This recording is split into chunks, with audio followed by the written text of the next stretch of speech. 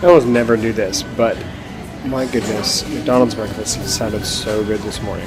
And they have these order kiosks. It's where to go.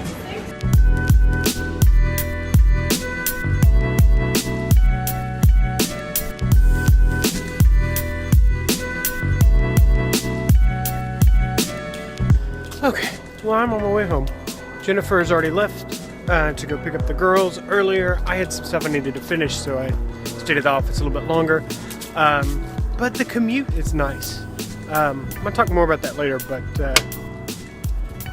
yeah, done with work, on my way home. It's like 4:15 in the afternoon. It's getting pretty dark. So today in the US is election day, and unless you are absentee voting or something like that, today's the day that you go to the polls and vote for who you're supporting for president. And we didn't vote. We decided that we weren't going to because there wasn't a good option. Neither one of the candidates that were put up were people that we felt like were the right people to be running our country. And so we weren't going to vote. And then we decided, well, we should vote. I mean, it's part of our civic duty. It's a right that we have as Americans. So we decided, all right, well, we'll go ahead and vote. Well, in the process of that, the deadline for absentee ballots had passed, and so we weren't able to vote anyway.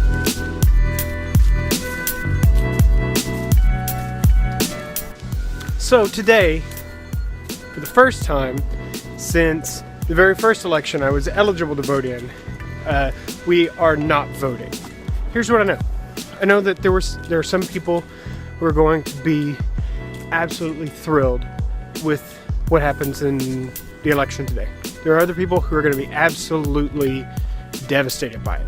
But at the end of the day, none of the previous presidents have ever done, Republican, Democrat, any of them, no one has ever done everything that they've said that they would do in their campaign, in the run-up to the election.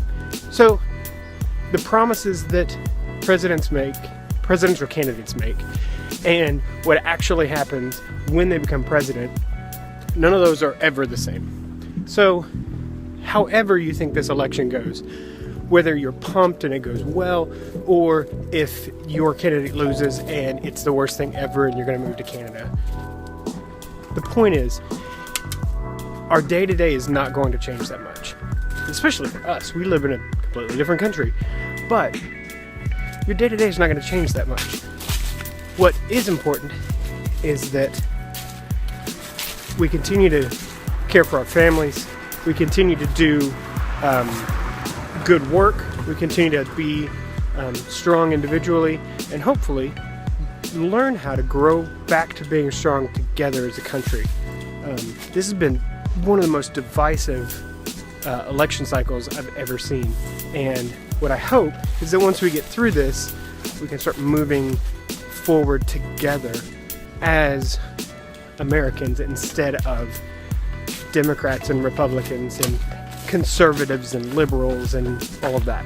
What I hope is at the end of this battle, we shake hands and we move forward as a country together. But we'll see.